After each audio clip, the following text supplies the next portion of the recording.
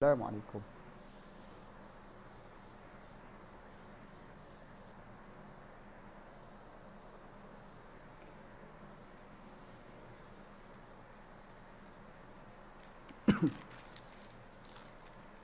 Imran ada pen nak situ Imran? Pen. Ambil satu pen. Ambil satu pen Imran. Pen hitam. Tidak, ke tak ada. Dah poket aku, dah poket aku. Sorry.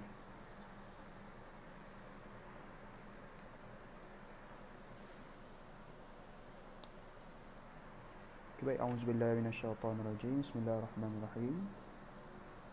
Assalamualaikum warahmatullahi wabarakatuh. Selamat datang saya ucapkan kepada tuan-tuan dan puan-puan. Saya lihat di sini ada Puan Rafiah. Betul ke Puan Rafiah? Ada Puan Siti Ajar, ada juga ada juga Tuan Nawi Muhammad, Puan Nik Rasimah, Tuan Wan Nurizan. Okey, baik, insyaAllah pada malam ini kita akan sambung berkenaan siri Ibrah ayat Alam Tara, yang mana kalau termasuk pada malam ini insyaAllah kita akan teruskan siri yang ketiga. Sebelum ni kita dah bersama dengan Ustaz Syahari Abdul Rahman, saya punya guru, untuk kita punya siri yang pertama, yang mana siri pertama kita membicarakan berkenaan kisah Bani Israel, Ibrah kisah Bani Israel.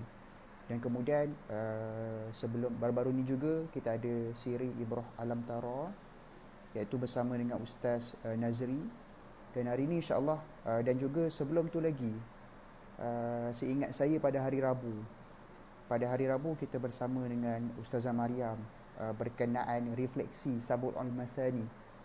Dan hari ini insyaAllah kita akan sambung siri Ibrah ayat Alam Tara, yang mana hari ini kita akan sentuh salah satu daripada 33. Jadi ini menurut kajian guru-guru saya di Tadabbur Center, yang mana mereka menyimpulkan ada sekurang-kurangnya 33 ayat Alam Tara dalam Al-Quran, yang mana ayat Alam Tara tu refer kepada ayat yang ada kalimah Alam Tara. Apa-apa pun, Waalaikumsalam, selamat datang sekali lagi saya ucapkan kepada tuan-tuan dan puan-puan, Haji dan Hajar, kalau ada guru-guru, para pensyarah sekalian, sahabat-sahabat yang saya muliakan. Baik, bila sebut tentang kalimah Alam Tara, ada satu perkara yang kita perlu jelas, yang mana Alam Tara ini, kalau kita lihat dalam terjemahan, dia refer kepada apa yang kita sebut sebagai tidakkah kamu melihat. Dan apa kesimpulan yang saya boleh buat hasil daripada kajian para ulama, bahawa ayat-ayat yang mengandungi kalimah Alam Tara ini kita boleh bahagikan kepada dua tema, iaitu temanya apa? Sebelum kita teruskan, kita buka dulu majlis kita dengan umul kitab Al-Fatihah. Auzubillahi minasyaitonirrajim. Bismillahirrahmanirrahim. Alhamdulillahirabbil alamin, arrahmanirrahim, maliki yaumiddin. Iyyaka na'budu wa iyyaka nasta'in. Ihdinas siratal mustaqim, siratal ladzina an'amta 'alaihim ghairil maghdubi 'alaihim waladdallin. Amin. Waalaikumsalam tuan-tuan dan puan-puan. Jadi pada malam ini insya-Allah kita akan teruskan, kita akan sambung. Qala rabbi shrah li sadri wa yassir li amri wahlul 'uqdatam min lisani yafqahu qawli. Allahumma shalli ala sayyidina Muhammad wa ala ali sayyidina Muhammad. Okay, baik, kita akan sambung tadi kat mana saya berhenti tadi. Saya berhenti pada kalau kita sebut berkenaan kalimah Alam Tara, kita akan dapati ini berdasarkan kajian para ulama, yang mana para ulama ni bila mana mereka mengkaji ayat-ayat Al-Quran, mereka membahagikan ayat-ayat yang ada kalimah Alam Tara ni kepada dua tema. Iaitu yang pertama, tema yang kita kenal sebagai kisah-kisah, ataupun dalam bahasa akademik ni kita kenal sebagai sejarah. Dan yang kedua, tema yang kita kenal sebagai ayat-ayat kauniyah, ataupun kita sebut sebagai ayat saintifik, yang cerita tentang pokok, cerita tentang langit, cerita tentang bumi, dan sebagainya. Dan hari ini Kita akan pergi kepada ayat 24 surah Ibrahim. A'udzubillahi minasyaitonirrajim. Alam tara kaifa daraballahu mathalan kalimatan tayyibatan kasyajaratin tayyibatin asluha thabitun wa far'uha fis sama'. Yang mana maksudnya, tidakkah kau melihat wahai Muhammad bagaimana Allah mengemukakan satu perumpamaan, iaitu perkataan yang baik. Perkataan yang baik itu seperti sebatang pohon yang baik, yang mana pangkalnya ataupun akarnya teguh dan dia punya cabangnya menjulang hingga ke langit. Jadi kalau lepas kita baca ayat ni, kita fahamlah bahawa ayat ni adalah dua perkara kita faham. Iaitu yang pertama, ayat ini cerita tentang saintifik, dan yang kedua sebab Allah sebut pasal mathalang. Mathalang ni kalau dalam bahasa Melayunya kita biasa sebut analogi lah, analogi. Saya suka bagi kita kalau ada cerita apa-apa kan, kita analoginya beginilah, analoginya beginilah. Jadi begitulah. Jadi ayat ini Allah memberikan satu analogi. Dan menariknya pada ayat ini, tuan-tuan dan puan-puan, sahabat-sahabat yang saya muliakan, Allah menggunakan kalimah daraba. Daraba ni kalau kita belajar dalam bahasa Arab, kita akan daraba ni maksud dia pukul kan. Maksud dia daraba, pukul. Kalau belajar bahasa Arab, masa kita sekolah rendah dan sekolah menengah. Tapi kalau kita lihat dalam terjemahan, Allah sebut daraba ni, dalam terjemahan dia terjemahkan sebagai mengemukakan. Jadi sebab tu penting kalau tak cukup sekadar kita kalau baca Quran ni, kalau kita nak betul-betul faham, kita rujuk tafsir. Sebab kalau kita sekadar baca, tidakkah kau melihat Allah mengemukakan satu perumpamaan, kita rasa macam sekadar mengemukakan, macam sekadar tunjuk contoh. Sedangkan bila mana Allah menggunakan kalimah daraba di sini, seolah-olah Allah ni dia nak benda tu dah viral. Alam tara ni macam, kau tak tahu ke? Benda ni orang semua dah tahu ke pasal pokok. Dan bila Allah gunakan daraba, seolah-olah peringatan ini dia bersifat mengetuk. Macam, tak sedar lagi ke? Daraba. Maksud dia kan daraba kan sifat pukul. So seolah-olah peringatan ini membuatkan kita terpukul. Kita terpana. Lah, pokok ni macam itulah sifat dia. Maksud dia sifat dia apa? Akar dia kuat mencengkam tanah. Kalau kita lihat pohon yang baik lah, kita jangan lihat pohon yang rosak. Kita cuba lihat pohon yang subur, yang baik. Kita akan dapati dia punya dahat, dia punya akar dia cukup kuat. Kemudian dia punya batang dia pun sihat. Kemudian dia punya kita sebut sebagai ranting. Kita sebut apa? Ranting kot, ranting yang atas tu. Macam ada banyak-banyak tanggan kat atas tu kan, yang menjulang ke langit tu. Kemudian kalau pohon tu lebih sihat dan lebih baik, dah ada buah.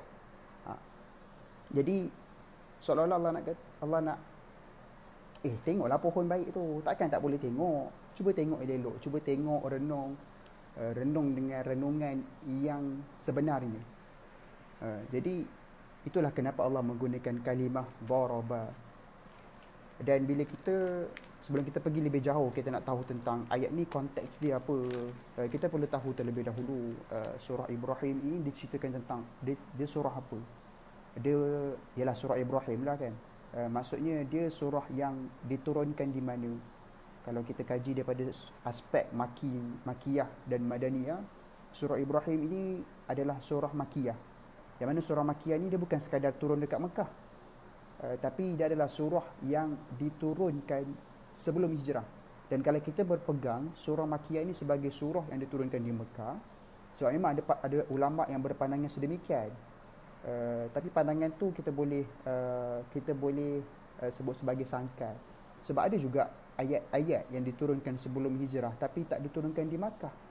Jadi kita lebih berpegang dengan pandangan ulama yang menyebut surah makiyah adalah surah yang diturunkan sebelum hijrah. So bila kita faham surah makiyah adalah surah yang diturunkan sebelum hijrah, jadi kita fahamlah surah Ibrahim ini dia bukan sekadar surah yang menyentuh tentang aspek pembinaan akidah, tapi ia adalah aspek bagaimana nak membina prinsip dan overview masyarakat Mekah, supaya bila melihat sesuatu, melihat dengan kacamata yang benar, melihat dengan kacamata yang sihat, supaya kalau dalam berjual beli tak berlakunya kita sebut sebagai ketirisan, tidak menipu, tidak curang dalam jual beli, supaya bila dalam dalam aspek bersosial dengan masyarakat, tidak melakukan kezaliman, tidak menindas, tidak memandang orang miskin dengan pandangan yang hina, tidak melakukan perkara yang sewenang-wenangnya kepada anak yatim. Jadi ini aspek surah Makiyah. Dia bukan sekadar tentang pembinaan belief system, iaitu akidah, tapi ia juga tentang bagaimana cara kita pandang, overview terhadap sesuatu. Dan kalau kita lihat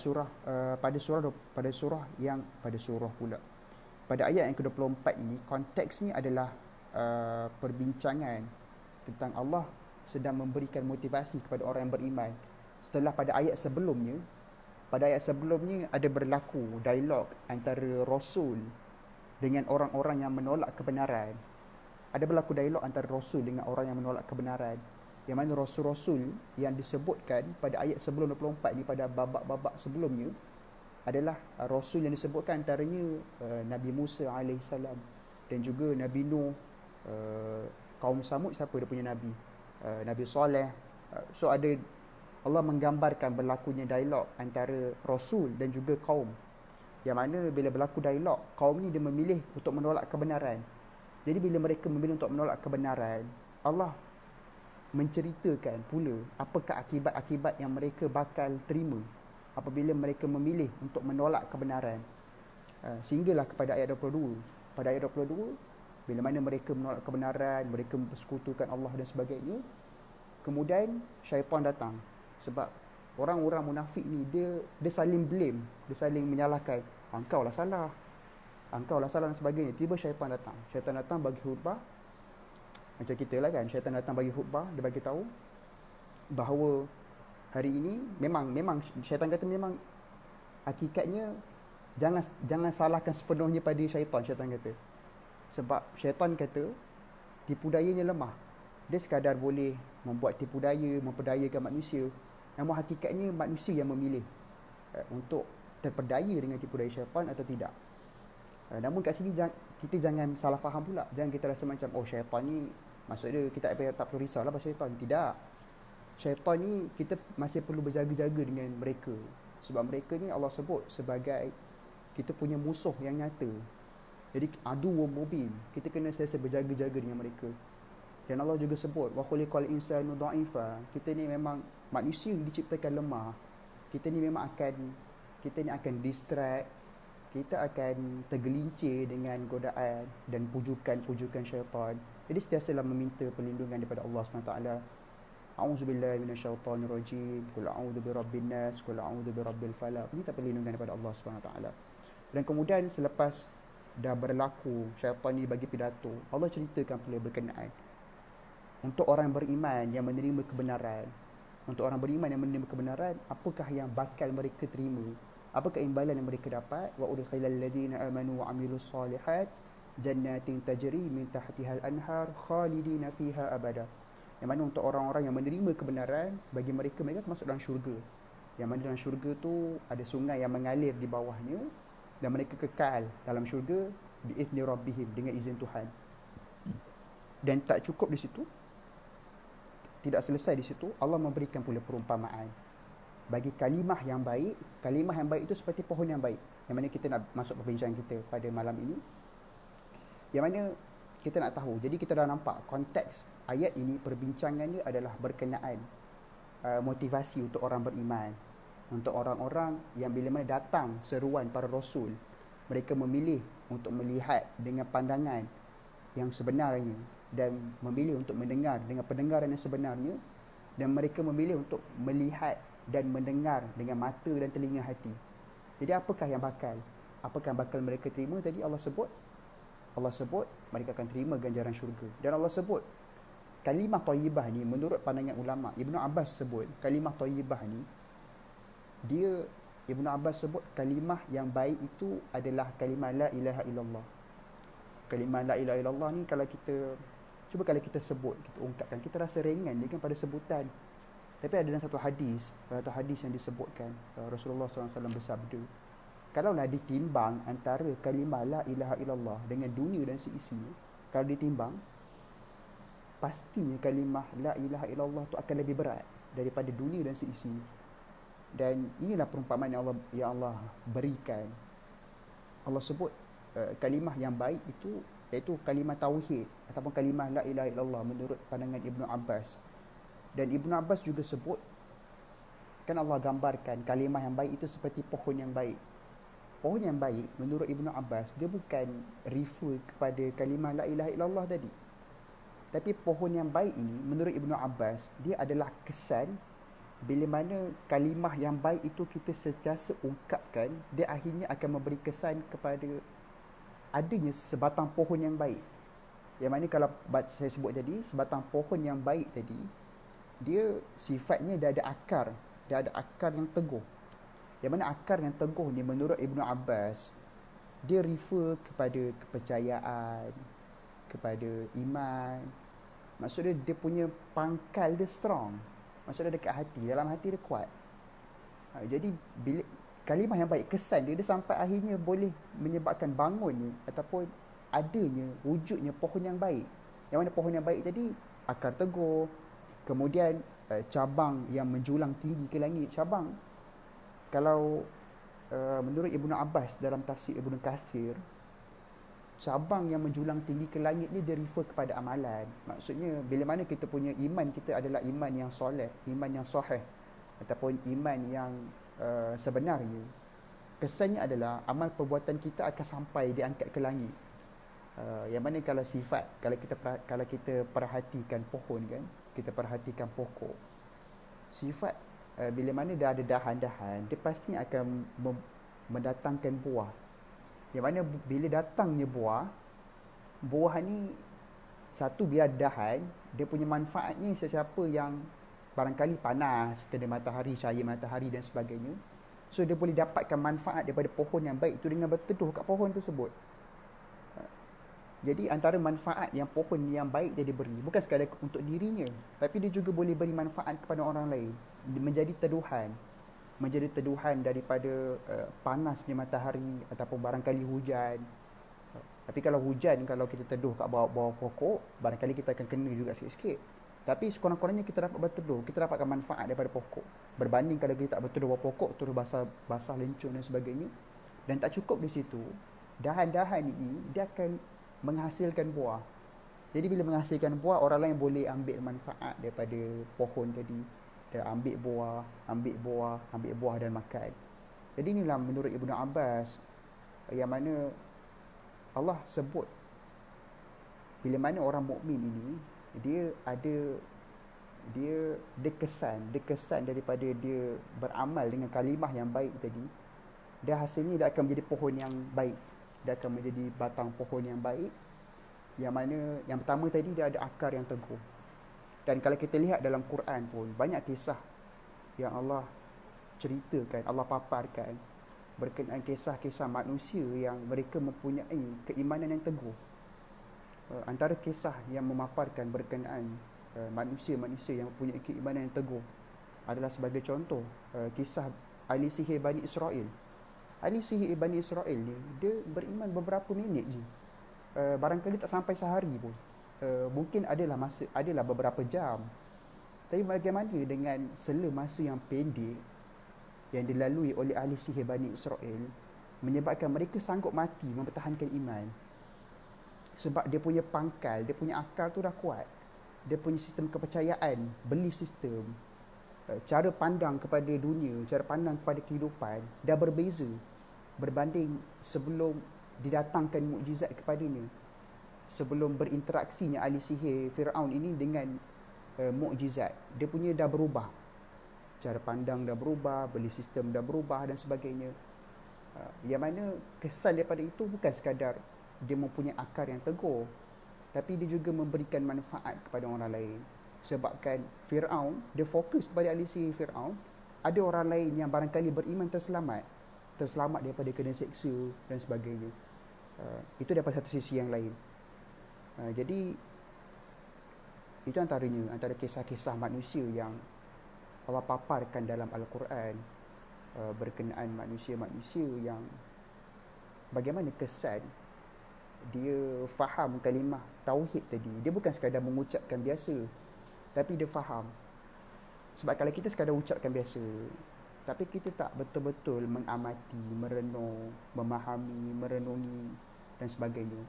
Kita barangkali susah nak menjiwai kalimah tersebut.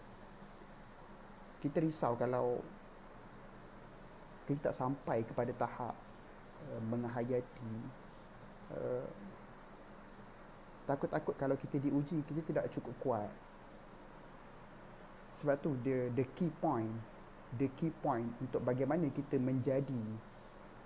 menjadi kasyajaratin tayyibah adalah kita perlu buka 3 panca indera. Buka mata kita untuk melihat dengan baik, buka telinga kita untuk mendengar dengan baik, dan buka juga hati kita untuk memahami dengan baik. Sebab 3 panca indera ni penting supaya bila mana kebenaran datang kepada kita, kita mampu berinteraksi dengan interaksi yang sepatutnya. Bukan kita melarikan diri daripada kebenaran, tapi kita berinteraksi dengan kebenaran dan seterusnya kita implement kebenaran dalam diri kita supaya kita dapat pasakkan kebenaran dekat muka bumi ni. Sebab itu antara matlamat menjadi khalifah ni bukan sekadar kita jadi ketua. Antara lainnya adalah supaya kita menjadi adil. Kita meletakkan sesuatu pada tempatnya. Kita letak kebenaran pada tempatnya. Kita jangan menyembunyikan kebenaran. Sebab kalau kita dah tahu kebenaran dan kita memilih untuk menyembunyikan kebenaran, tidak beramal dengan kebenaran, maka akan jadilah kita seperti apa yang disebut sebagai al-maghdubi alaihim. Sebab kita tahu, tapi kita memilih untuk tidak beramal, malah kita memilih untuk menentang pula. Jadi kita akan jadi al-maghdubi alaihim. Jadi ini antara perkara yang kita boleh dapat daripada ayat surah Ibrahim, ayat 24, yang mana pada ayat-ayat selepasnya kita akan dapati Allah define pula. Allah define tu'ti ukulaha kulla hini bi'ithni rabbiha wa yadribullahu al-amthala lin-nasi la'allahum yatadhakkarun. Allah define bukan sekadar dahan tu dia menjulang tinggi ke langit, dahan tu dia keluarkan buah. Ialah bila dia keluarkan buah, maksudnya dia mendatangkan manfaat. Dia mendatangkan manfaat untuk sesiapa sahaja yang nak mengambil manfaat daripada pohon tersebut. Jadi ini antara perkara yang kita boleh pelajari, yang mana kunci untuk kita supaya kita dapat menjadi sebatang pohon yang baik adalah, kuncinya adalah afala yatadabbaruna al-Quran. Kuncinya adalah kita kena tadabbur. Bukan sekadar tadabbur Al-Quran, tadabbur juga alam, tadabbur segala perkara yang ada di sekeliling kita, renung, bagi perhatian lebih. Sebab hakikatnya mata manusia ni, kita ni cepat terganggu. Ada distraction, kita terganggu. Jadi terkadang kita perlu berikan ruang kepada diri kita supaya kita dapat menghayati setiap perkara yang ada di sekeliling kita, supaya kita mendapat sesuatu message yang mana mudah-mudahan dengan message tersebut akan membawa kita lebih dekat kepada kebenaran dan lebih dekat kepada Allah Subhanahu Wa Taala.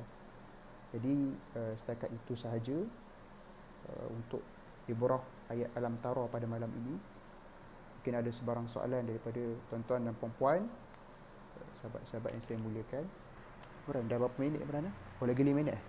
Imran, jam berapa Imran? Ha? Sekarang skor apa? 953. 953. 953. 953. Okey, baik, insya-Allah kita setakat di sini saja. Mungkin kita nak meraihkan kalau ada apa-apa soalan daripada tuan-tuan dan puan-puan yang mungkin nak bertanyakan soalan. Sebab kami dikehendaki untuk mematuhi masa 30 minit yang diberikan. Jadi mungkin ada apa-apa soalan daripada tuan-tuan dan puan-puan. Ini pertama kali saya berkongsi di Tadabbur Center. Mungkin ada tuan-tuan dan puan-puan tidak pernah melihat wajah saya dan sebagainya. Jika ada apa-apa sebarang soalan yang ingin diajukan, Mungkin boleh diajukan. Saya lihat mungkin ada soalan kita lepas di atas ni.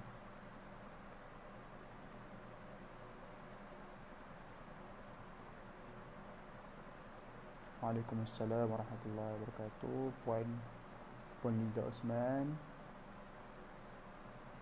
Ya Allah, silap. Waalaikumsalam Puan Hanisa.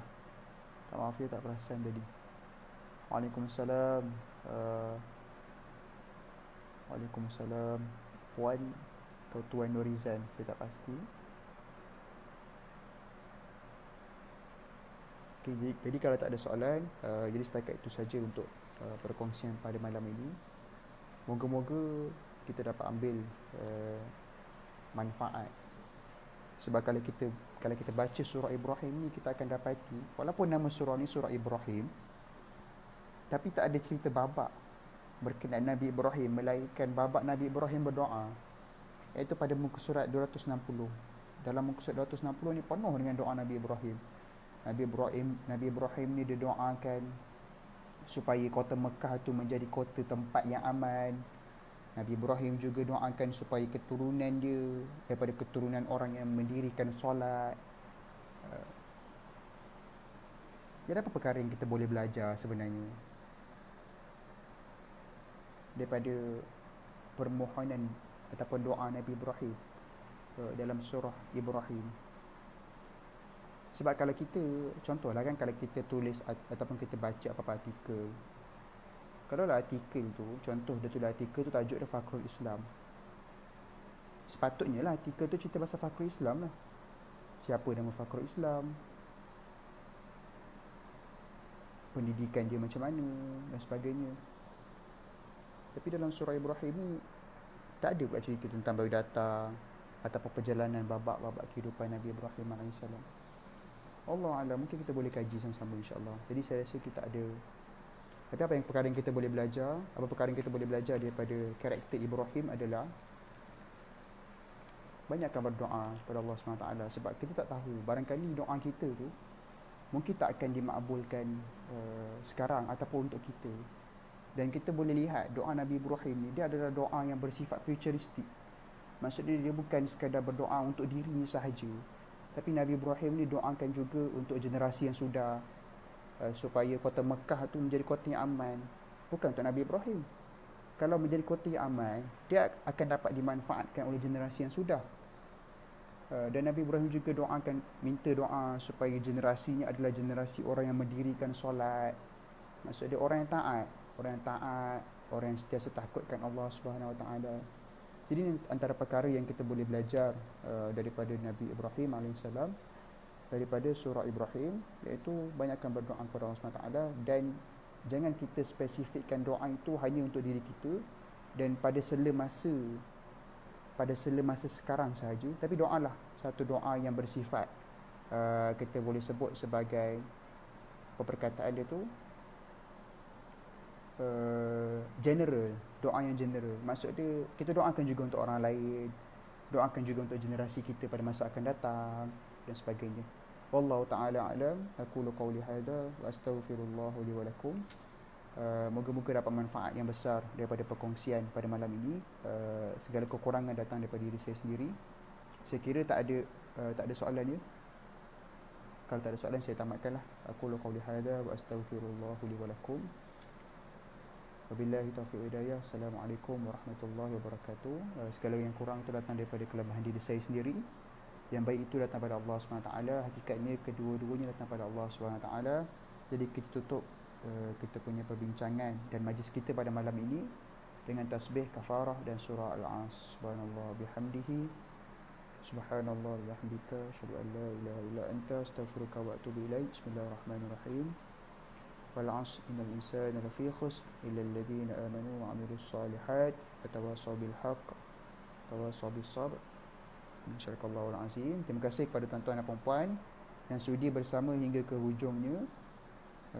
Sekian, ada rezeki kita jumpa lagi insya-Allah. Assalamualaikum warahmatullahi wabarakatuh.